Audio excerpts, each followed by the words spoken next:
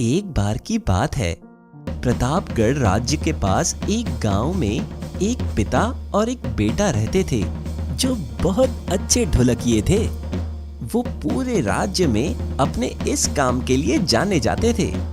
लेकिन बेटा अक्सर अपने पिता की बातों को नहीं सुनता था, तो पिता अक्सर उससे गुस्सा हो जाते।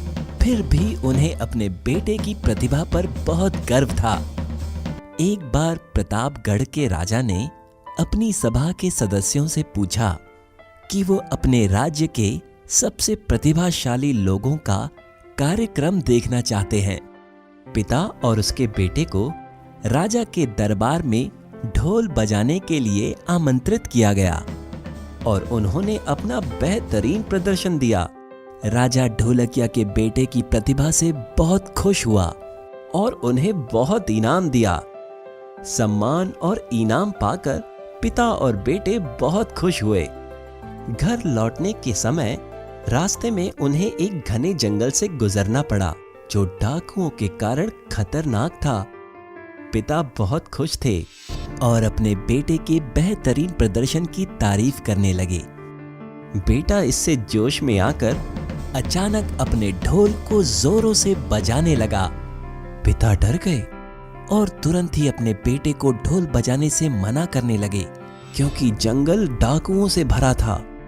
बेटा अति विश्वास से बोला, चिंता मत करो पिताजी, मैं उन्हें डराने के लिए एक फौजी नगाड़ा बजाता हूँ।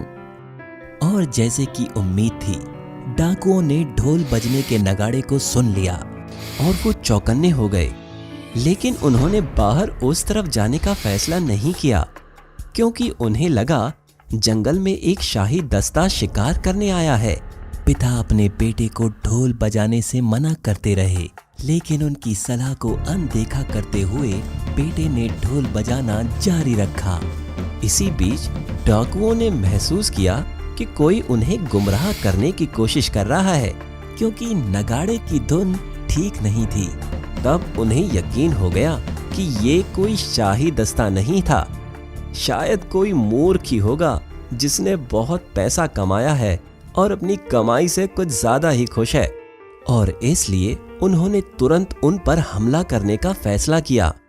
उन्होंने पिता और बेटे को जल्दी ही ढूंढ लिया और उन पर धनुष और भाले से हमला कर दिया। इस तरह डाकुओं ने राजा के दरबार में मिले सारे इनाम छीन लिए और दोनों पिता और बेटे को खाली हाथ छोड़ दिया।